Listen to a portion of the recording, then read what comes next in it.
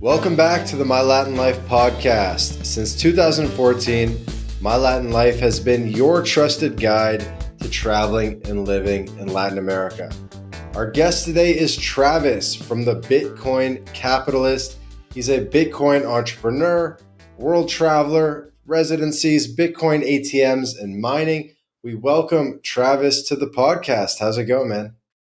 Thanks for having me. I've been following MyLatinLife, and we kind of travel in the same circles. And it's pretty funny because I've been following you on X, and then we just randomly ran into each other down in Casco Viejo in Panama City, Panama. And Latin America is kind of a small place for a couple of gringos sometimes. And it was great meeting you in person and having a beer. Right. And we also met in Asuncion in Paraguay. Dude, I saw you walking through the mall randomly. I almost forgot about that. I was like, yo, is that Bitcoin Capitalist? I was like, yo, what's going on? And you're like, yo, I'm waiting for a girl. I got 2 minutes. What's good? I'm like, yo, sit down, have a beer, bro. What's good, man? No, that was funny. Yeah, like in Paraguay, right? There's like 2 malls. So it's kind of a small town, and if you're at La Galleria, you're running into everyone you know in Paraguay. That's why it's so interesting, like the dating scene there for people, because it's like, if you're a foreigner, you come in and out or whatever you leave. But like if you're a gringo that lives there, it's like, all right, you're dating this one chick and you're a player, right? And then you're going to the mall, you're going to be running in. So all those, girls, all these guys I know, they're like, they take their girls on dates to obscure places, because if you go to Galleria, everyone's going to know your business, right? So yeah, it doesn't feel like a city of 4 million people sometimes. Well, I mean, how many people actually live in the capital? Something like 4 million, 4.5 million, but which is like kind of the same size as Guadalajara, but doesn't feel like a Guadalajara. Yeah, I haven't been there yet. But yeah, I love Paraguay. It was this kind of undiscovered gem, but with social media now, it's like more and more digital nomads are finding out about it, because it's one of the rare places that's like really cheap, but also safe. Mm-hmm. And the people are friendly and welcoming, because a lot of the times you have this mixture of like it's cheap, but it's dangerous, or it's not a place you want to be. Right. And I really love Paraguay, and like I'm very happy I secured my residency like right before they changed it to the temporary residency. Right. So you went straight to PR? Yeah, I went straight to PR. Mm-hmm. Yeah, me as well. The new one, you got to make a couple trips and then it transitions.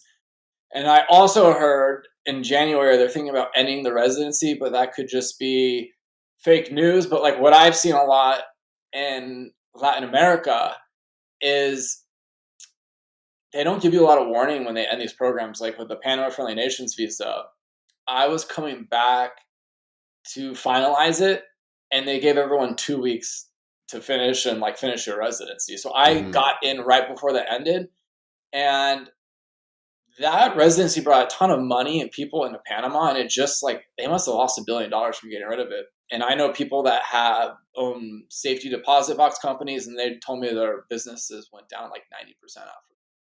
Really? Never recovered. And I think now you have to do originally it was like a $400,000 or something, like real estate investment. They kept on lowering it because no one was doing it. And then everyone went the backdoor way, which is like creating a fake company, you pay some tax, and then you get the residency. But a lot of people didn't know if they were going to accept that down the road and how that was going to play out. So Now, are you a Panama resident? I am, yeah. I'm a PR in Panama. Now, have you heard about how people are doing the company and then getting the residency in Panama? Yeah, I mean, we do that as a service. Of course, MyLatinLife is a visa immigration consultancy, and of course, we do Panama, we do Paraguay, we do all these countries, and so we do the Panama business formation route, which definitely works. It's not a fake company; it is a real company. Activity within that company, may vary, but it's certainly a real company. Or you can do the QIRP, which is the investor program, which starts at 250K for friendly nations countries or 300K for non-friendly nations countries. And as of right now, you'll find this a bit interesting. Speaking to how things are always changing. So right now, you could buy a single family home for 250K plus, and that will qualify you for the immediate permanent residency on the investor visa. That is going to change. This is insider info, but probably hasn't even been announced, but that will change next year where you're probably not going to be able to buy a single family home anymore. And you're going to have to do like a fund or something else. Okay. Yeah, I mean, these citizenships and residencies, they keep moving the field goal. And, a lot of people don't realize why they would need a second residency or second citizenship right now. But when things go south, right, the demand for these things is going to go crazy. And these countries realize they're going to have a golden ticket of, Europeans or Americans trying to get out of their countries in a crisis. And they're going to charge a lot more money, right? Or they're going to revoke these programs because they don't want to get flooded with people. So I'm like, I really urge people, I'm like, if you're thinking about it, just do it. And for me, in both cases, I finished within 2 weeks in Panama, and with 1 month in Paraguay, they changed the laws on the residency. So like if I would have waited and sat on my hands, it would have been way more work, way more money, and just never wait on these residencies. Now, like, do you know how you can get a residency in Argentina, and is it possible? And like, I really like Buenos Aires is like one of my favorite cities right now, and like I think Argentina has a lot of potential. Yeah, I can definitely answer that. Before we move on to Argentina, let's stick on Paraguay and Panama for a Yeah. second. What have you actually heard in terms of Paraguay? It's all kind of rumors, speculation. I've heard different things, but what have you kind of heard, or just what are your thoughts? Where do you think the residency is going to go? Because you have been involved in residency for a couple of years. You've referred it out to. You've had people come to you and you referred it out. So it's not just like you only did your Yeah. residency. You've also like referred No, it no, out to I lawyers and used stuff. to process people. Um, for me, like on the ending of the residency, I was just kind of Ruber on X. Um, but here's the thing: is like the government and these things aren't going to give you a lot of notice. They're just going to do it. Hopefully, they don't change it. And a lot of people want to go and invest in places they can get residency. Like, so when I did business in Panama and Paraguay, I wanted to go somewhere where I was a resident, where I'm creating a company where they're not just going to kick me out. I have access to. Um, yeah, I don't know if it's fake news. I kind of heard it. Remember that Caleb Jones guy? Yeah, yeah, Yeah, yeah. that's who's saying it, and that's kind of actually who I kind of first heard about Paraguay from. I think I Mm. watched a couple of his YouTube videos, and he was kind of first person kind of making content on that. I don't know what happened. Like, I think that maybe like some of his socials got deleted because he was some of the stuff he was talking about was sensitive. But yeah, he like has a new X account, and like people were talking about it, and I just happened to like it just popped up on my feed. Is he on Um, Twitter? I've never seen him on no, he has a Twitter. new X account after being banned. Or What would it be? Do you know? I don't know, maybe just try I met him Caleb Jones or last time something. I was in Paraguay. I met him. He was a pretty nice guy in person. We've actually done a podcast. He's been on the podcast, Yeah. so he beat you to it. So people can go check out our episode with Caleb Jones if they search it. I did hear that I haven't seen his video about it, but I did hear that he made a video about it, or people were talking, or people in his community were talking about Paraguay changes, but I haven't seen the video or exactly what he said. Yeah. I mean, and like another thing, if people are thinking about going to Paraguay, if you have a good like work remote job, Paraguay is awesome because you can earn in dollars, spend it in guaranis, live like a king. But like if you're going down there and you don't have work, it's not going to be a fun experience because there's no work locally. And if you're trying to start a business on the ground, it is very difficult. And I trust me, I've done it, and it's very corrupt country. So like their customs and imports, probably the most corrupt I've ever dealt with in my life. It's just run by a mafia. So like when you import stuff there, they tell you what it's worth and then you pay a tax. So you have to like negotiate with these people before it even gets there. And there's no and they don't do anything in writing, right? So like it'll be everything has to go through a broker.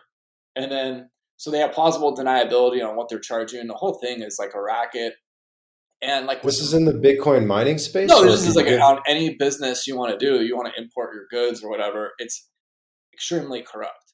The customs is the worst customs in Latin America. And like that's one thing. Like I don't know who's running the country, but it's like you can't import anything. And so pretty much like they've made it so bad, like legally, most people legally import. So they'll like say the goods are something else and they'll do everything under the table. And they kind of force everyone to go under the table because the customs system is so corrupt and there's no oversight and it's just run by these group of guys. It's the mafia and they just tell you what the price is and you got to pay it. So you obviously have to have like a lot of connections there. And like I partnered up with some, high powered people, but like still like it's just really corrupt. And then like with the mining, just like they might change this residency, the mining business was booming in Paraguay because they have second or third largest hydroelectric dam in the world, the Itapu Dam with Brazil. And so for years, Paraguay is not an industrial country. They had no use for all this energy produced by the dam. So they were selling the energy back to Brazil for pennies on the dollar. Here comes Bitcoin mining, which allows you to export energy. And the energy industry boomed and the energy is like 4 cents. But what was happening is 80% of the mining was illegal. So people would just go bribe the Andi officials, get free energy, and then like it's bigger than the drug trade because you're just printing money. And mining machines make 10, 15 bucks a day. And if you're not paying energy, you have no cost besides the machine. So people were making crazy money. All the politicians that had connections and stuff started illegally mining and having their properties and stuff. And, we were legally mining, but like what happens is the Andy guys would just come and be like, hey, we want a bribe or we're going to turn your power off. And you could have all the licenses and everything. So you were getting shakedown by Andy, like the customs is horrible. And then in the middle of the night, we're building all these mines and stuff. The government, no notice, changed the law. Just like they might do with the residency, the government just came in and was like, hey, if you're mining cryptocurrency, we're increasing the energy rate to like 5.5 cents or something crazy. So like all the margin's gone. Like you can still mine and make a little money, but all the money, like all the profit's gone. So like for a place like Paraguay, it doesn't make sense. Like I mine now in Dubai, the UAE, because it's energy is like a couple cents. So they kind of ruined the whole industry. And the bill was like a long shot. Everyone in the industry was like, no way this is going to get passed. And boom, just out of nowhere, they passed it. So I don't know why they passed it, because the industry was booming. It was creating a lot of jobs and a lot of foreigners were coming there, getting hotels, spending money, and they just cold turkey ended it. And kind of the rationale behind that makes the most sense is that Brazil wasn't getting all this energy, right? Brazil owns a lot of businesses. They are very powerful in Paraguay. They own a lot of politicians. And so they're the ones that helped get this bill passed to raise the miners. And then they changed also too, where like if you got caught mining illegally, they would seize all your machines. Then they would also could put you in jail. And it's just crazy because I had my machines with another miner, and he's legally mining, did all the licenses and stuff. And then Andy would just come in and be like, hey, you have capacity for 1 megawatt of energy, but you're using 1.5. So you're illegally mining, we'll confiscate, or you pay us this bribe, or we're confiscating your whole mining machines. And that's what they did. They confiscated all the machines. So it's very difficult to do business there. But if you have a work remote, like Paraguay is kind of like a little paradise. Yeah, we definitely recommend that to people to, not depend on the local economy in Latin America to make your money in the States, earn dollars, spend pesos. Absolutely. So, I mean, you gotta. That's why, like, if you're gonna do on the ground, maybe like in Argentina or Uruguay might be better to have like an on the ground business. Um, so, and I like Panama a lot. I've been going to Panama for a decade. Originally, I was dating a girl from there, so I just started going down there for fun. And then, COVID hit. I was like, hey, I gotta get a residency, and that's how I kind of got into this whole Bitcoin residency thing. But Panama, I've seen with my own eyes, has been going down. Like when I first started going there, it was like boom town. There was all these digital nomads. The residency thing was booming. And then it was just like one thing after another. The end of the residency, worst lockdowns, worst COVID lockdowns in like Latin America. And then they also did a thing where they started taxing the casinos. So that they used to have all the international gambling tournaments and stuff back in the day, which was rings a bell. Then you have all kinds of, you have all the escorts, you have all kinds of industries that supported the casinos, and they started doing this tax, and then the whole casino industry blew up too. So, and in my opinion, Panama is kind of a ticking time bomb because they're on the dollar. Everything's super expensive there, and the locals don't make any money. The locals are making like $5 an hour, and it's like US prices. And for nomads, like, what's the point of going to Panama? Like, you're maybe saving 20% cheaper, but like when you go to, Colombia or Paraguay and get like 80% cheap. So Panama is kind of, in my opinion, is on the decline, and the leadership's just been like abysmal. But I like that Meyer guy, the mayor of Panama. He's doing some good things, but besides that, I don't know too much going on. I think it's going to make a comeback actually, because maybe you heard they're actually starting to naturalize people for who have been a resident for 5 years. So you probably know that they weren't really naturalizing people for the longest time. People who had lived there for a decade and spent the majority of the year there, people who even had spouses and children in Panama, they weren't getting naturalized, and they were just sort of like sitting on the books. But now they're starting to naturalize again, which is good. And the investor visa, this year they're going to like really roll it out. It's been around for a couple of years, but this year they're going to start really advertising it. 2026, they're going to start really advertising it almost as like a competitive golden visa. And so I think it's going to, at least like on the residency and citizenship side, investment migration side, things are really going to make a comeback with that. I didn't know that. That's good news. Like from what I heard, like before, like the president himself would have to sign off on your citizenship. They still do, but the president wasn't signing before. But now it's a new president as of recently, Yeah. and the new guy he's doing it. And there's a bit of a choke point there. You can only do so many per week, but he's doing it. Wow. They're like, yeah, man, the new president, he's doing, whatever, 20 a week, and it's like he's allocating time to it. So it is starting to flow. Now, you know a lot more than I do. So what are the requirements? I mean, I think my 5 years is probably coming up pretty soon. Mm-hmm. What are the requirements for being approved? Is it people that have been there for like 15 years, you're living in the country, you have ties? Like, are they doing it by person basis? Kind of what does that look like? So it's 5 years of permanent residency. You have PR, I have PR. Important to note, because the investor visa is immediate PR, but the business formation visa and certain other visa classes start on TR, start on temporary residency. So for someone who does that and starts on TR, it's actually a 7-year. So your temporary doesn't count until you're a permanent. Correct. So they'd be 2 years on temp, and then they'd renew to permanent, and then the clock would start ticking. So someone who wants to get the clock ticking right away should do the investor visa. But yeah, so 5 years of PR. I'm actually coming up on 5 years in 2026, so I'll be applying, and we'll be talking about this more in the year 2026 as I go through my process. And I guess to your question, like, what can we do to bolster our applications and, have a good profile? Having a good profile is important. And, pretty much like any country, there are things you can do to strengthen your substantial ties to the country, right? You can have a business, you can employ people, you can have real estate, you can have a wife or kids, obviously.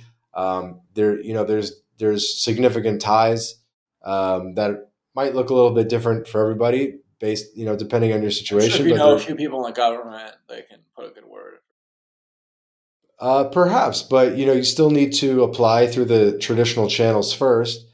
And I think having a company, having maybe multiple companies, maybe a Panama foundation, maybe hiring local Panamanians, maybe having real estate in your name, paying taxes, all these things can help strengthen your That's application. like, I'm very glad you told me that, because in my mind, I wrote off never getting the Panama citizenship. I just said, hey, this is going to be a cool residency to have, and it won't turn into a citizenship. But that's kind of interesting that there's actually the potential for the citizenship now. And let's talk about that for Paraguay, because I don't know anyone that's actually done the residency, the citizenship in Paraguay.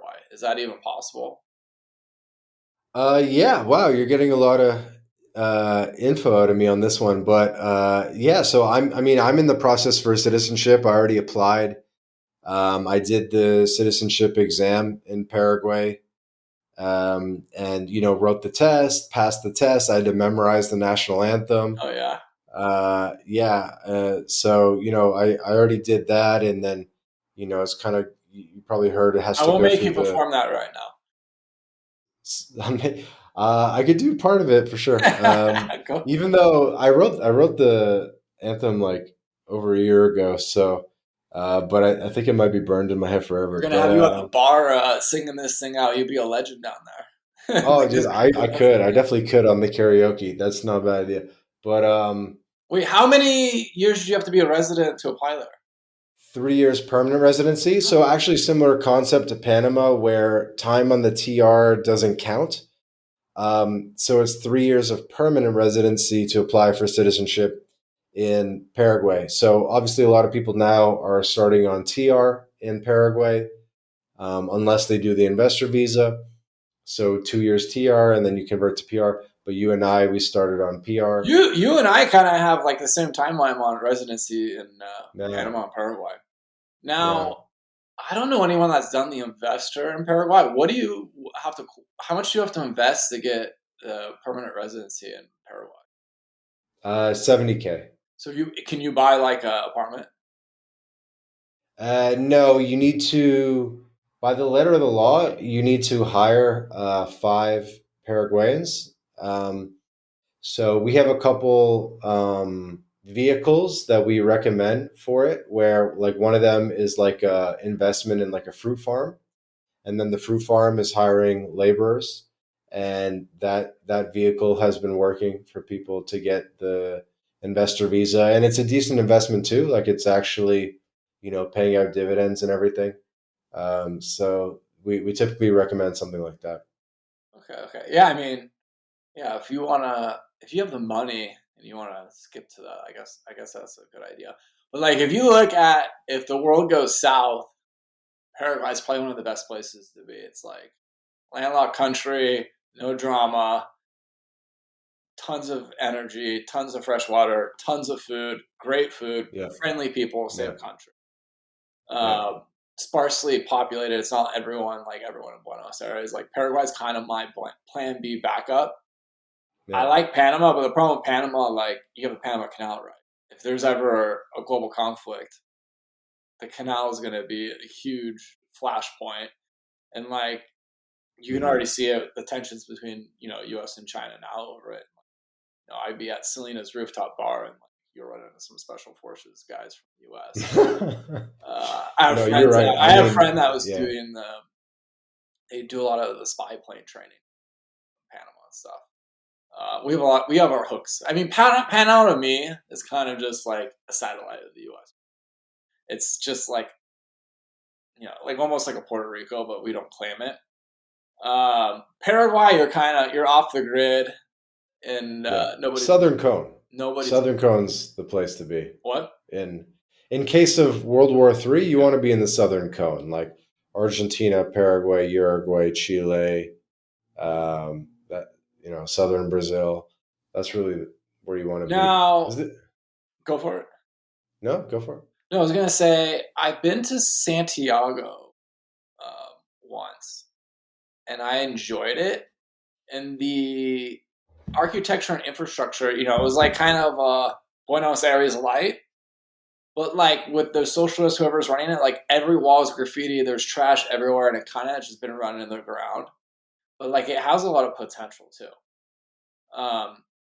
And the thing I'm looking at, like this is what I think is going to happen. I think we're in this massive everything bubble, stocks, real estate, everything, and it's going to pop. I don't know when, and when it pops, like it's going to be so bad that the government's going to do what it did last time, and they're going to need to flood the system with a bunch of money. And when that trillions of dollars in bailouts comes is when you're going to get like crazy inflation. But what I'm hoping is like in that in-between period, real estate comes down before like we hyperinflate. And like that's when I'd like to get some good properties or something in Latin America. But I've been going to, Paraguay for a couple of years, and like, this, all the buildings are empty. Like you do the Airbnb, right? Like you can get a nice Airbnb for $50-$60 and all these buildings like the Met or whatever. I'm like, sometimes you're like one of three people in this, an 18-story building. A lot of it, I think, is money laundering. People are parking money and they don't pay a lot of property tax, but like they're building everywhere. And who's buying these things that are kind of empty? So I kind of see, a bubble in Paraguay. Like Buenos Aires has good, real estate. It's not a bubble, but you can't get a loan, so you have to pay cash for it, right? So apartment, you want it, it's 110 grand, you got to pay cash, where like, that could get you $1 million loan in the US. So it's like, do you want to do that? Have you thought about buying any real estate in Latin America? Yeah, I probably wouldn't do it in Argentina, or at least not Buenos Aires. But yeah, I think overall South America is a great play for real estate in a lot of ways. I think those properties are less empty in Asuncion than you think they are. I don't know. When I'm down there and I'm in a building, it's like the elevator is always like full of people. No, I mean, some of these buildings are empty. And then I went, like when I first went down there and I toured a bunch of apartments I wanted to buy just to look. And I kept track of every single one I looked at 3 years ago still. So no one's buying these things. And like and I feel bad for the realtors there, because there's like, I don't know, everyone's a realtor there. They only make money on commission. So like if you give these people your number, it's like they're never ending messaging, trying to get that commission on the sale. And there's just not a lot of movement. It's illiquid is what I would say. And yeah, there's not a lot of stuff moving. And Panama's it's kind of similar too. A lot of the places, I think people are just parking money. I would love to get an apartment in Cascavia, but I'm not going to spend like $400 an apartment. Yeah, I think if I was going to do a Panama, I would want to be in Valle de Anton. Where's that? Have you been there? Have you been there? Anton is like, it's like this volcanic crater. It's you know how all the beach towns are like, like an hour west. Like I don't want to mispronounce it, but like Farallon and stuff. But anyway, so Anton is there, but it's like up in the mountains and it's this crater. And so the weather is actually really nice because it's at elevation. So it's not quite as humid as, being sea level in Panama. And it's like you have like epic views on all sides, and there's some sick hikes and stuff like that. And it's pretty famous. Like lots of rich Panamanians have a house there and stuff. It's a pretty cool spot. Well, I'm kind of embarrassed because for how many times I've been to Panama, I haven't explored too much of it, because like I had my ATM business, so like every time I was there, I was like in the city working. Like, okay, Costa Rica, it's like the capital sucks and you want to go to the beach. Panama's kind of got the one good actual like capital city in Casco, so I always kind of get sucked in. But the last time I went, I did a road trip to Playa Vinal, and Uh-huh. they have like these kind of hippie like rave festivals, and I went out there. Uh-huh. But everyone knows the Panama traffic sucks. The streets, their infrastructure sucks, and like, dude, it took us like 7+ hours to get there, Oh my God. and it was pretty brutal. But I really like Playa Vinal, but it's like Panama real estate is crazy. Like the beautiful beach, like there's all these empty lots, but it's just like millions of dollars. I'm like, for this price, I can be back in the U.S. Costa Rica's like beachfront real estate is crazy too. Um, but no, I like Panama. But like I don't think I'm gonna invest like in Panama like in the future. Mhm. Or anything like that. I think more Argentina, Uruguay, Paraguay, Chile, that area. Central America is kind of a little hectic, and I think the way things are going, that southern cone you're talking about, it's going to be the sweet spot. And like if you have, you know, businesses set up in your residencies, when things go south, like you can make a lot of money. Because I think a lot of people are going to try. You might have a mass migration of people trying to get out of Dodge coming down there. And if you have things set up, I think you can make a lot of money. Hmm. Where are you mostly at these days? I'm in California right now. I live in Orange County, California. Nice. So born and raised here. Um, I was working for a family business that's pretty popular around here. We sell custom packaging, wholesale packaging. We have a contract, so we sell every UPS store in Southern California and Vegas, all their packaging supplies. And then what happened was COVID hit, and there was a pilot program where we were selling these these large boxes to the UPS store. So before, like you bought this shirt on Amazon, right? And you wanted to return it. They would send you the label and you would ship it back on your own, and it would cost them like $15. So they did a partnership with the UPS store where they would handle the returns. We would sell them the 16 cube box, and they would fill up that box with all the returns. And then once it was filled, they would ship one box back to the fulfillment center and cost $20. So they were collapsing the shipping cost down 95%. So it was a pilot program, and then COVID hit. So the online shopping with Amazon went like crazy, and we were selling this box and stuff. So that like went absolutely, crazy. And here it was like, COVID, you think you're going to lose your business. And then boom, you just like went insane. And then, so I worked for that. And then I was one of the first Amazon dropshippers. I was doing it Hmm. before the word dropshipping existed. I used to call it retail arbitrage. So Yeah. I started my own business doing that. At one point I had 50,000 items on Amazon.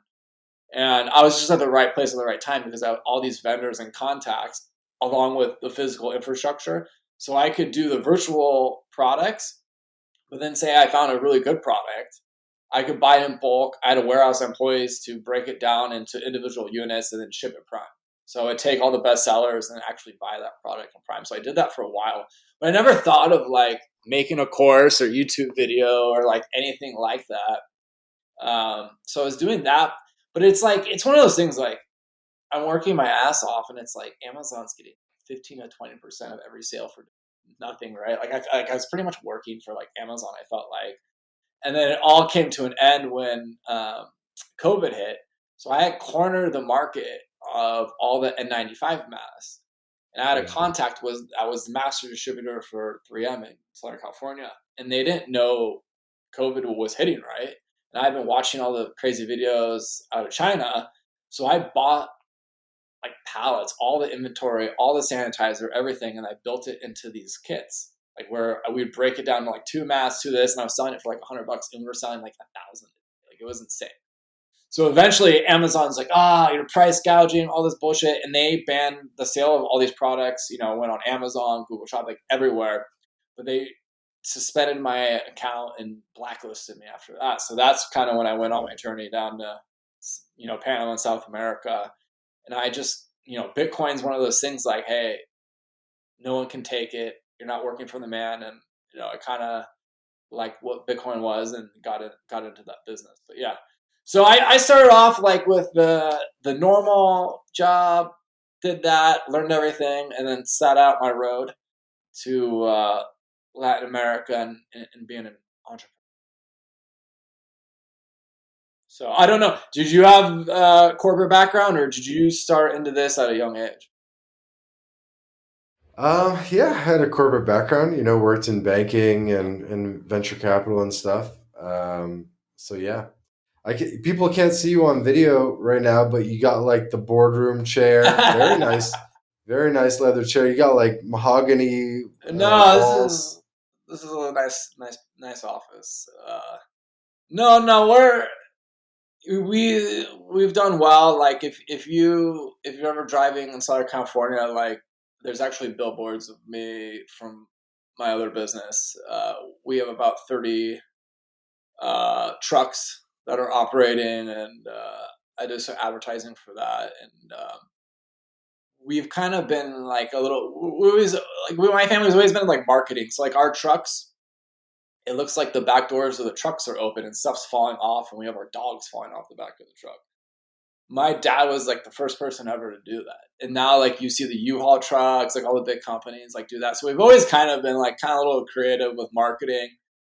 Hmm. And for me, I was not a personable person. I didn't like talking to people. I was like e-commerce behind the scenes. I didn't talk to a lot of people at work, not into marketing at all. And then when I started my Bitcoin ATM business in Latin America, I went to a country, didn't speak the language, didn't know anyone. And I installed these Bitcoin ATMs at Novi through some connections. And then it was like no one was coming to use the machines. So what happened was I was hiring people, influencers to do videos and all that stuff, and then they weren't doing it, or they sucked, or they overcharged. And then that's how I kind of fell into the marketing and social media side of like what you see now, which just like kind of desperation of trying to, get my business started. Hmm. And, totally my personal, everything's changed from where I was a couple of years ago. So, and the other thing, like, hey, when you're working for a family business, like you're doing a bunch of roles, but I wasn't getting my teeth kicked in, right? Like I wasn't negotiating the deals. I wasn't failing or, doing all the stuff. I was successful in what I was doing, but like going and starting a small business in another country, I mean, you see how rough it is in these countries. I learned a lot very fast on the road. Yeah, it's different when you are, ultimately the person responsible Yeah. versus just a role player. No, totally. Like I was doing a good job. I was making money. I started my own Amazon business like that. I was doing that. But yeah, starting my own business, going to another country. It's kind of funny because like a lot of people now are like, "Oh, you're like the biggest networker we know, personal." And I'm like, honestly, I was the exact opposite of that. And in order to make it, you have to teach yourself new skills. Like, and I'm deathly afraid of public speaking, and I'd rather like die than do that. And I've been invited to do speeches now because of my social media presence. People are like, oh, you can sell tickets, and I've been turning them all down. And so like now I've been doing like the Toastmasters and doing Hmm. public speaking classes and like working on that. And now I actually like enjoy getting up in front of the class. Like, you know, you can trick your mind into doing anything, and it's pretty crazy what you can do if you're consistent. So yeah, man, it's been a journey. Tell me about the Antonio Brown So Bitcoin mining visit. what's funny? So like with my social media, if anyone's listening to this and you're thinking about, I don't want to call myself an influencer. I was just trying to market my company, and you're going to put yourself on camera. What I would recommend doing is don't tell anyone. Have your personal account, make your secret TikTok account, an Instagram account, and go and do it, and don't tell any of your friends. And that's exactly what I did. And I had just like, you don't realize it, but like people do not want to see you doing better than that.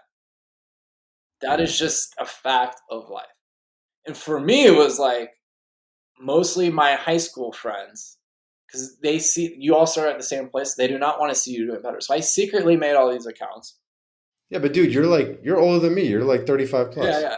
So no, but I'm saying like friends from high school. Right. That age group, like my college buddies are all good. They all are supportive. But like I don't know, all the people I went to high school with are like the biggest haters because you all start. What I'm saying, you all It started happens. from It the same definitely place. happens. So then they're looking at you doing well, and then they start at the same place. We were college friends. You met them a little bit later in life. They don't care.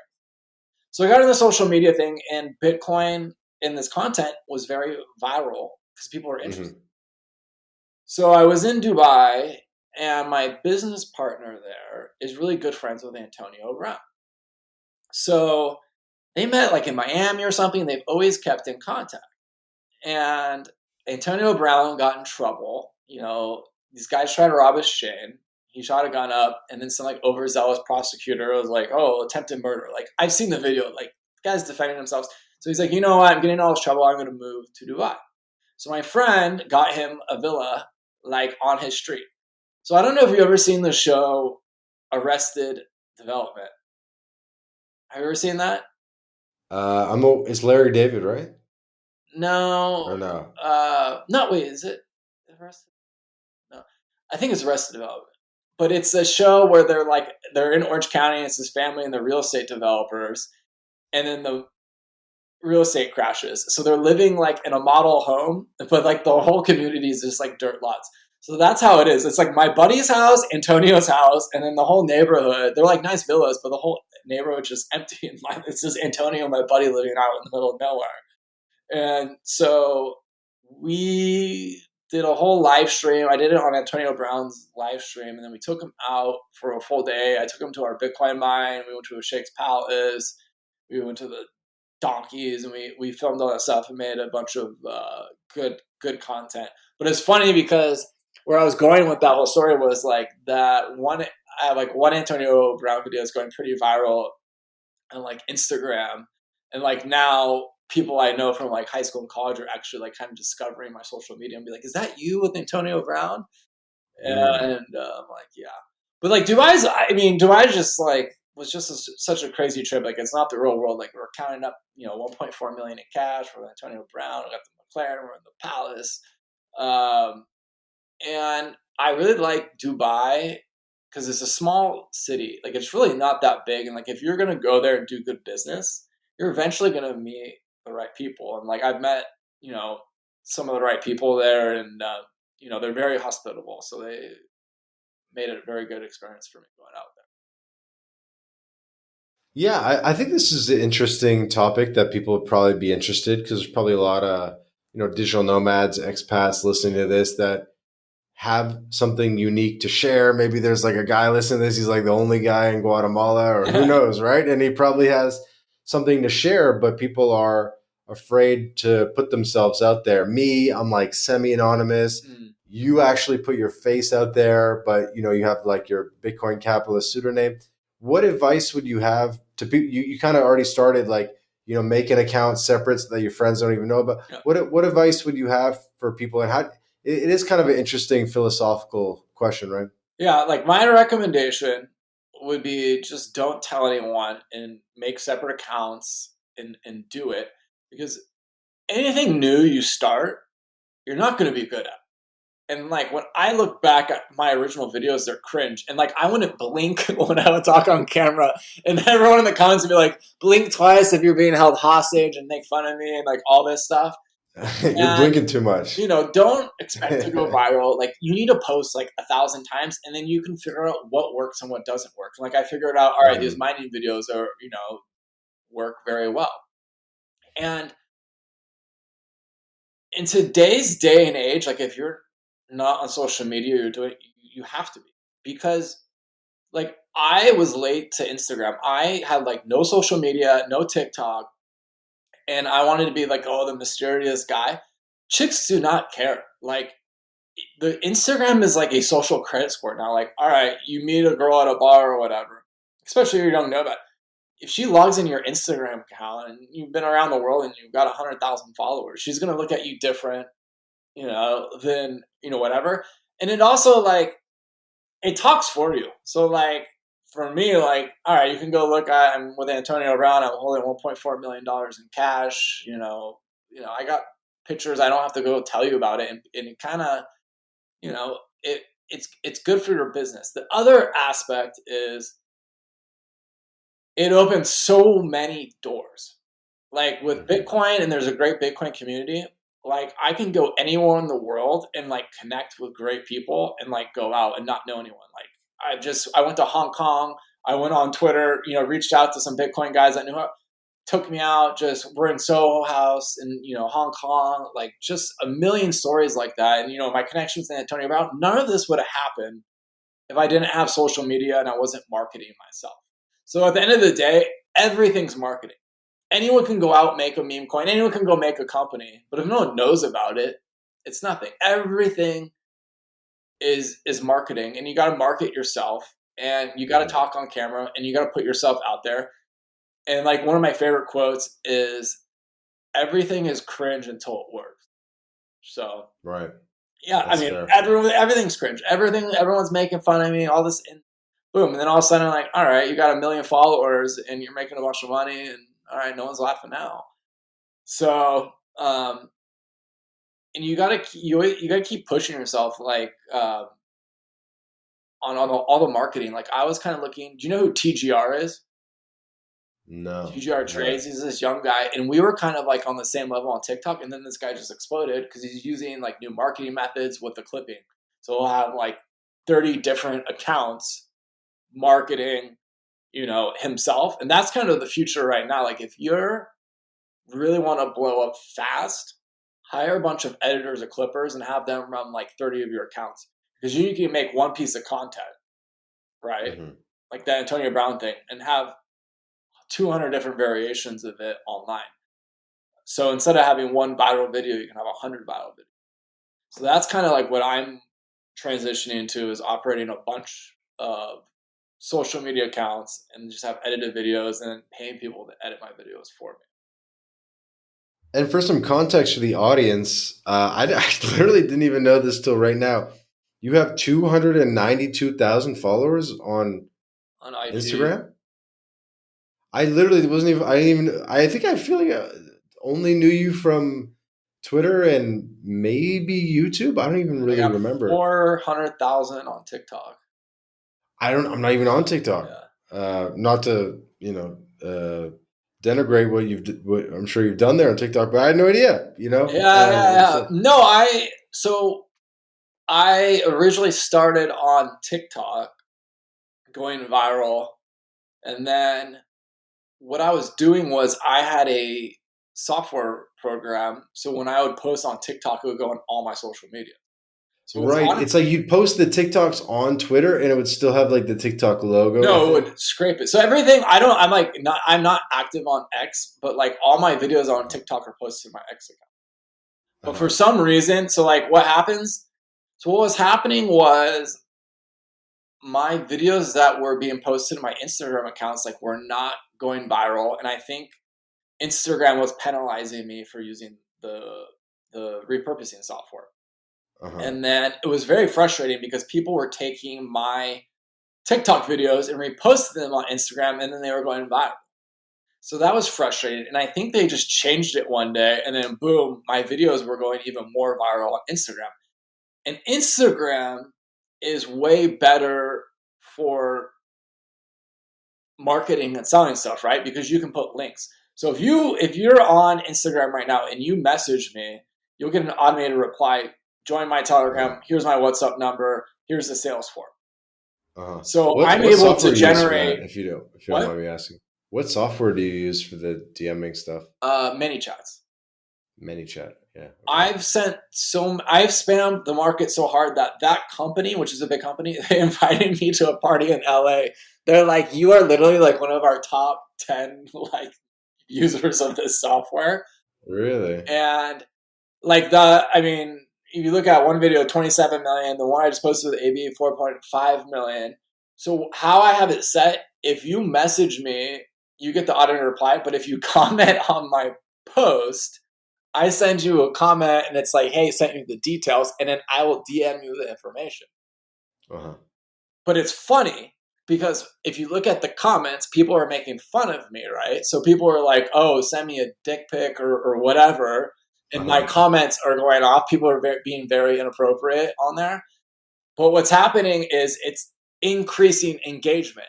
So the more people comment and argue in your comment box, it drives the video's virality.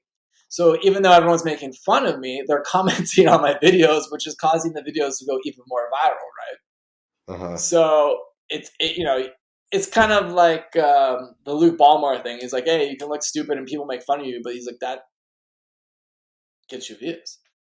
So I have that going on there. And yeah, so, and then I've never been able to get going on like X or Twitter. Like I think my account's like shadow banned. And then I think that software they know the software's being used and none of those videos ever get used. But while most crypto guys were concentrating on X, I went and like took over Instagram and TikTok for it. So I would say like I have top 10 crypto, Instagram, and TikTok. That's crazy. Did you buy an account or did you literally build 292 from scratch? Wow, that's crazy. And then like, I mean, like I just have my pictures, but if you go to my reels, like you can see all the video posts. And yeah, Instagram is pretty legit because I can sell stuff, send you links. I can post links in my story. Where TikTok kind of sucks because you can only have one link in your profile. And you can't do automated messages, so it's hard to like sell stuff. But if you're a business and you can start off, that's the best free advertising there is because you can just go post, get 1 million views. That's all free. You're not paying for it. And right. I guess there is TikTok Shop, but you need like a physical product. Yeah, for me, the problem is like all my crypto products are banned, so you can't sell like Bitcoin mining machines in the TikTok. You sell T-shirts or something. I don't know. Yeah. That's kind of been one of my biggest difficulties is like I have a lot of views, but it's been hard monetizing a lot of it. Because like with the mining, my clients are like big customers. So I do get leads and we deal with large investors that want to invest, $500,000 to $1 million into like a mine. But our cheapest product's a couple $1,000. Most people watching aren't going to drop $3,000 on a product. So, but it opens a lot of doors. It gets you the benefit of the doubt in a lot of places, and you got to put yourself out there at the end of the day. Because if you're not going to sell yourself, who's going to do it? And how do you separate yourself from all these places? And it was kind of funny. Like you obviously follow like Nomad Capitalist, right? Mm-hmm. So. And that's how I kind of got into the whole thing. I was watching Andrew Henderson back in the day, and they actually invited me to go speak at the Kuala Lumpur conference in Malaysia. And I was kind of a backup hitter. I think someone canceled, and it was like going to be me, Robert Breedlove, and like someone else. And they wanted me to do a 30-minute presentation in front of 1,000 guests, and I haven't done a speech since like I don't think college or anything. So I was totally unprepared, and it was last minute, so I didn't have a lot of time to practice. And I was going to be in France, so I had to turn them down. But that was a big kick in the butt for me to like, hey, take the classes and be able to like do, be a keynote speaker down the line. So. But that was pretty cool. And I'm like, here I am. I was just kind of a fanboy of Nomad Capitalist. Boom. And it's like 3 years later, they're inviting you to be a speaker. So anything's possible. And like, if you're going to be consistent, like anything's possible. And that's the other thing with social media. If you post, I see your account, you're always posting. If you're posting, you got to post every day. Whether you want to or not, you got to do it every day. And you got to find your niche of like what will work and go viral. And some of these social media platforms are already like saturated, and like if something new comes out, jump on it because there's not entrenched, people. I was kind of excited for Threads, but then it bombed. Yeah, fuck that. Do you think there's still room on Instagram? Like I haven't really gone hard on Instagram, but I was thinking about giving it a go. I see how Passport Pappy does it. You've probably seen his stuff. He does Mm. these like narrated videos, and they do It like sounds really familiar. like I'm not too. I've heard that name, but I don't think I'll follow his account. yeah. If you type in Passport Pappy, he was on the podcast recently. But it's like oftentimes he doesn't even show his face. It's actually similar format to what I'm seeing on your channel on some of yours, where you just put some text on the screen like wow, cars are nice in Monaco, whatever, Yeah. and it's sort of like an observational style, and then you just sort of Oh wow, narrate a Passport little bit. Poppy's got 238,000. Yeah, he found a format that works. No, you just gotta find the niche, and then there was this other guy I used to follow on TikTok. I don't know if he got kicked off, but it was like Bro Mad or something. And Oh is yeah, he Digital still on there, or did Bromad. he get in trouble? Ah man, I gotta get that guy on Oh, somehow. he was great, and he was super cool because Yeah. I reached out to him to do some ads at like my ATMs, and he totally was messaging me and cool. But like, I think he was doing all these lives with all these Colombian girls and getting in trouble on live. But like another thing is like you don't know what's going to go viral. Like I have spent time Yeah. doing all these edits and fancy stuff, and then I'll do a stupid video on something and it'll get millions of views. You just don't know. You just got to throw as much mud on the wall as you can and see what sticks. And don't beat yourself up if it doesn't work. But you have to kind of be early when there's a new social media because I was early like when TikTok came out and I just saw the potential. Mhm. And now like when I first started posting, there was no competition for content. Like everyone was just watching, but no one was producing any content. So like I would just post a stupid video of like the ATM with no sound or anything, and it would get like a couple 100,000 views. Like now, like you have professional companies making videos and entertainers like making a living. So if there's ever like a new social media, like jump on it because it gets saturated and it gets hard. Like it's incredibly hard to grow like an X account now from scratch. I don't think so You honestly, don't think but so? no, I think it's actually pretty open territory. It depends on the niche though, like you Yeah. said. But in the digital nomad space, it's pretty easy, I think. There's a lot. Um, I know you've maybe been having in a different Yeah, experience, because but I'm not like making specialized tweets. I'm just letting my spam videos hit my account. So like okay, I now haven't. since I look at your account, it's just all videos. So Yeah, yeah. No, it's I'm you need to just mix the spamming. format up. So you need Yeah, I know. tweets I'm too. just spamming. You need text only. But I kind of found my like two markets. I want to Uh-huh. try to get to like a That's all you million need. million on Instagram, a million on TikTok, and then like probably what I'm going to focus on more is YouTube. And here, I'll give your audience, if they're listening, a hint on what the next TikTok is. It's streaming, live streaming. So, Yeah, like Kick and whatever. so I'm streaming on Kick in Twitch, and same thing. Like I use, it's called repurpose.io.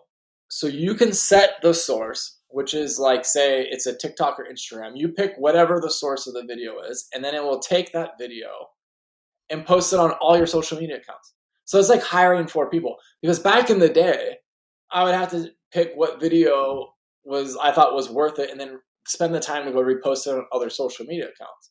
Where now it automatically does it. And what's interesting is a video that goes viral on TikTok might bomb on Instagram, and vice versa. Uh-huh. One video that might bomb on TikTok goes viral on Instagram. And so you're not missing any of that opportunity. And so that was like what game changer that kind of took me to the next level over all these people was that automation and being able to be on all these platforms. And it also goes to YouTube Shorts. So like if you search Paraguay, like all my videos like are pop up everywhere. So the new TikTok is live streaming. And why are all the people that are blowing up right now live streamers? Because you can clip directly from the live stream. So like Mm. Rampage Jackson, the former UFC guy, he's got like 130,000 on Kick, and he live streams every day. And he doesn't pay clippers. People go and you can clip 1 minute and then export it. So people want to make fun of him, they want to do whatever. They're taking the clips directly from the screen and reposting it. So it's like he has thousands of people reposting his content for free. Like Marlon, all these famous guys, it's all TGR. Right. What's the guy? Speed, whatever. Feed. It's all. That's why you see all their clips on social media because people are clipping directly. So like, what you can do if you're not famous is like you can pay people to clip your content from that and repost.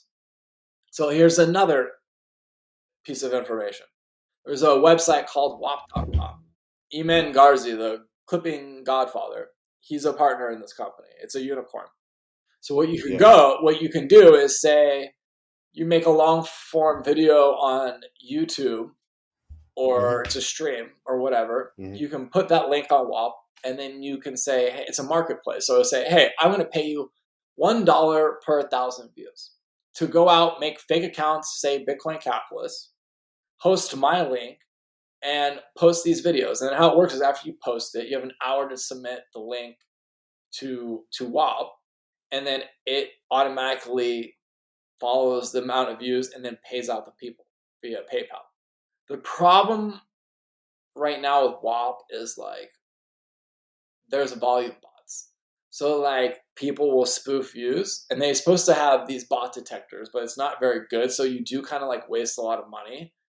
But it's if you will monitor it closely, it's a good way to get people to clip your content or find clippers. And that's how that TGR guy blew up. He's this big trader. He was doing the live stream, so people were clipping, and then he would post his content on WAP, and then people would pay and make these accounts. Now, you guys know who Luke Ballmar is, right? Yeah, I don't know everything about him. I know he just had some issues in this past week, though, some sort of scandal. But I don't know. But I'm gonna compare styles. So I met him in Dubai. So Luke Ballmar, he was like kind of one of the original guys like clipping. But where he's very good is like he actually owns and controls all his social media accounts. So I know a guy close to him. He has 5,000 Luke Ballmar accounts across all different types of social media, and they control. And then he has a customized software. So he just has editors producing all these videos of him talking and doing cool edits, and then it goes in, and he has a person sharing all those videos, distributing them via API across all these social media accounts. And that's the best way to do it because you control and own the accounts at the end of the day. Where when you're using this WAP, where you're paying people to do it, like this TGR Trades guy, they're posting and controlling these accounts, and he's putting a budget of $20,000, $30,000 every month. Some of these guys are putting $100,000. But what happens when the money runs out, right? Like these people own your account, they're going to stop posting. So like using software and controlling your own accounts, you could write on money be slow, but you're still going to control the accounts, control the links. You're not going to get blackmailed by some guy who builds up an account with 100,000 followers and then he wants more money. So that's kind of like if you really want to get huge reach is like use the software, operate 30 different accounts. But it's getting tricky. Like on Instagram, they really got aggressive at banning, knockoff accounts or duplicate content. But like on TikTok right now, it's the Wild West. You can get away with like a lot, and if you want like real marketing power, and also like if you're a remote worker and you want to make like a business that's really growing right now is clipping. Like if you can hire and control a group of editors and go to an influencer and edit their content, there's a lot of money. And like if you go on WAP, you can see what influencers are willing to pay, and it goes upwards of like $5 1,000 views. That's just like an insane amount. Yeah, that's a lot of money. And that's why you see now it's kind of like famous people can just buy their fame. So what's his name? Petrolis, the big swing trader. He had no social media and he was this big trader. Now he just like, if you go on, he's like the new Luke Ballmar. There's all these videos of him that are just operating. If you have the money, you just pay people to operate and make cool videos you all day. So you can kind of buy your fame now. So do you think Twitch or Kick would work well for me? Yeah, I mean, I know a couple guys like that are meme coin traders, and they just put a like screensaver and then they'll talk. But I mean, The problem I is mean, that I it could would do be it in like video. a Like great I'm not viral like opposed to clip where video. people will clip it. You know what I'm Uh-huh. saying? Um, I kind of got introduced to this stuff through the chess streamers, just like yeah, Magnus yeah, and yeah, yeah. That's Hikaru. how it They was they're originally. like all about it. All the chess influencers are all about streaming. No, a lot of the chess people were kind of early on in that, and also like if you get big, they pay you like a lot of money.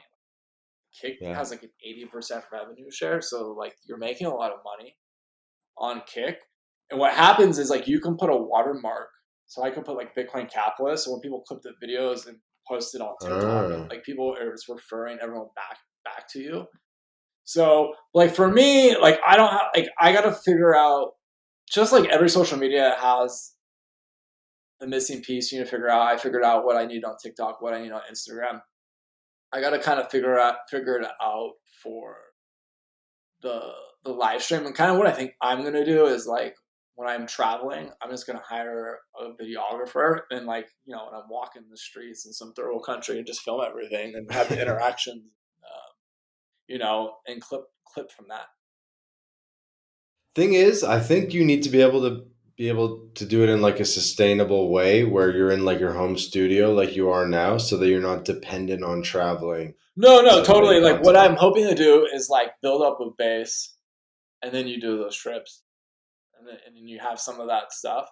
'Cause Uh, I could just shit talk about sovereignty. no, you can. There's a lot of Yeah. way. I just haven't found my niche yet, but I know Mhm. that streaming is like the next TikTok because you can go so viral because 1,000 people could just be sharing your clips from your video. And that's why you see a lot of these traders blowing up because they'll trade on live and then it's like, oh man, I just made $1 million on this meme coin, and then these clips go viral. And like I believe it. some people do it, some people pay, but you don't know. And then those clips go everywhere, and everyone's like, what did he invest in? And then boom, everyone's looking. So and there's no get rich quick. Like even you see these meme coin guys, like they built up these massive audiences to be able to monetize, right? Like nothing just happens, like that. You know, and in the crypto industry, it's tough to make money because like so much, most of the stuff scams. Like it's hard to make a good living these days. Right. Honestly, in the industry, because I get constant people that want me to advertise with the product stuff. Yeah. Okay. Well, I'm signing up for Kick right now. Do it, bro.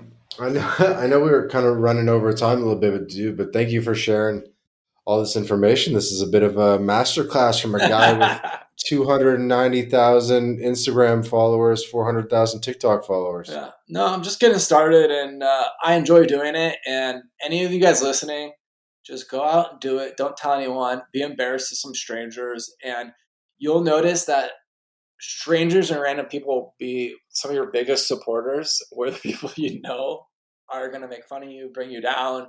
People don't want to see you doing better than them, and just do it alone and be quiet. The other thing I would say about business, I've started a lot of businesses and done a lot of stuff. If you can, do not have a partner, because most partnerships don't work out. It I would goes agree with that. it goes south, and there's just so many things that can work, and I just see it time and time again. You're getting screwed, and I know a lot of Yeah. people are insecure when they start, and they're like, "Oh, I need my friend. I need help with this." Try to do it on your own. For me, like with the mining industry, it's not something you can really do on your own because you gotta have land, you gotta have to have investors, and it's very difficult working with other people. And if you can do it alone, you can go a lot quicker, a lot faster, and 100%. bet Yeah, on dude. I yourself. own And 100% of my Latin life because so in a partnership, someone's always not lifting their weight, or someone always feels a bit of rancor that the other yeah, person's not contributing or whatever, and disagreements. And every role is hireable, especially once you get to a certain point. So you only have to do everything for a little yeah, bit, and then you can hire somebody. You don't have to absolutely. give somebody, some percentage of your company. Just pay someone, No, never give and then equity. And I have exactly. to hire these people to repost. This software comes out every time. I'm kind of I get this software, and look at Telegram. Telegram's how many billions? They have 20 employees. Yeah. Like you don't need a lot of people.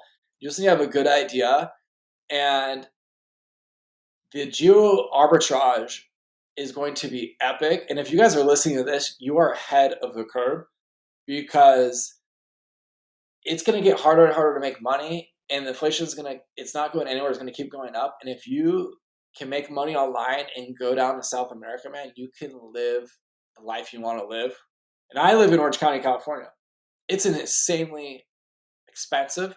All my friends from growing up, I mean, they spent $1 million on a dilapidated little home with no yard. They have kids, they can't afford school. Like, their lives are miserable. You can take that, what they're making, and just, live like a king, take the risk, go down to South America and live a completely different life. And I used to work in a windowless office, and I'm like, oh, this is it. And then boom, 3 years I've traveled the world, met a lot of great people, had a blast. And it's like, take the risk. It doesn't wait for anyone. And you're going to wake up one day, you're going to be like 40, and you're like, hey, I didn't travel, I didn't go to all these places.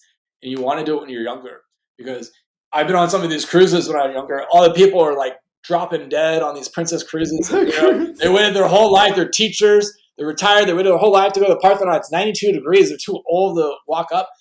I want to be traveled the hell out by the time I'm old, where I have no desire to go anywhere. I'm going to be sitting on a porch. Like, Yeah. do it while you're young.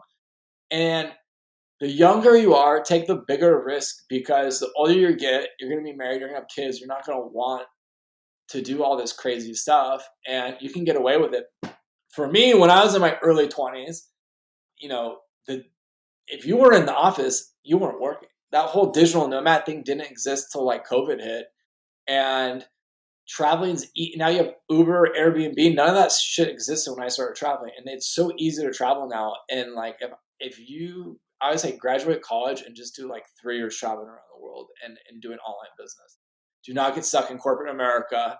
They're always going to, oh, you're going to have insurance, you're going to have this. All my friends in corporate America, I went to a very good private high school, one of the best in the United States. Everyone I know is miserable. They're all like stuck at like 200 grand, but your house, your kid, like, it's just, they're getting by. No one's happy. No one of these guys that's running a corporate job's happy. Everyone that I know that started a business and bet on themselves is happy. So that's my two cents. Dude, so many good gems right at the end here. Jeez. I got all the metaphors. I got my, Toastmasters class. So I can't disagree with anything that you said. What you said about social media is spot on. Clipping, spot on. Traveling the world, spot on. Betting on yourself, the corporate thing. It's funny because where I'm from, Boston, Toronto, it's like we got winter, kind of sucks like half the year. Well, you're in Orange County where like at least it's sunny the whole year. People are miserable there and they're making $200K and they're still miserable in sunny Orange County. I mean, imagine how someone in where it's cold at feels. Yeah, and it's interesting. Like, all my friends, everyone's left. Everyone's gone to Texas and Idaho and all these places because they can't afford to like buy in here and buy a house. And most of my friends that live here, like, their family had money and they helped them buy a house, but it's just, they're house poor. There's no vacations, there's no traveling. It's just paying this ridiculous mortgage on a house. And I went on social media the last couple of days, and it's very negative. Everyone's like, Amazon just cut 30,000 jobs. The job market sucks. Everyone's, the baby boomers had it great. And I can't afford to get a house. I can't afford to start a family. I can't afford this, that. And, it is true, but we're comparing ourselves to a generation that had it perfect, right? Like, they were right time, right place for everything. Like, I look at my parents, they bought homes for nothing, stocks, real estate, perfect time to be an entrepreneur and do all this stuff. But like, if you zoom out, look at World War II. Like, these people were going to war, dying, 20 million Russians died, all this horrible stuff. Like, it's right, really, Great Depression. In perspective, we are still living in a great time period. You just have to reinvent yourself. And if you think going and working a salaried job is going to work, it's not. And I saw a tweet the other day that really hit. And it was like, with this inflation now, you cannot be average. Average isn't going to cut it. You have to be above average. You have to take risks. You have to take money, invest in things. The day of going to a regular job and then be able to retire at 62 and supporting a wife that doesn't work and 2 kids on a regular job doesn't work. So you have to be extraordinary now. And a lot of people, they bought in the system. If I go to college and I get this job, I'm going to be happy. I'm going to be able to afford all this. And it's kind of a lie now. And the American dream is still the American dream, but it's shrinking. And, America is still the best place for like upward mobility, but it's shrinking. And if it's shrinking in the US, it's going down, double digits in other places. So like you got to navigate it. You got to go in the business for yourself. You're not going to make it with this inflation wave. And you got to get into things like Bitcoin and gold because this inflation is not going to go anywhere.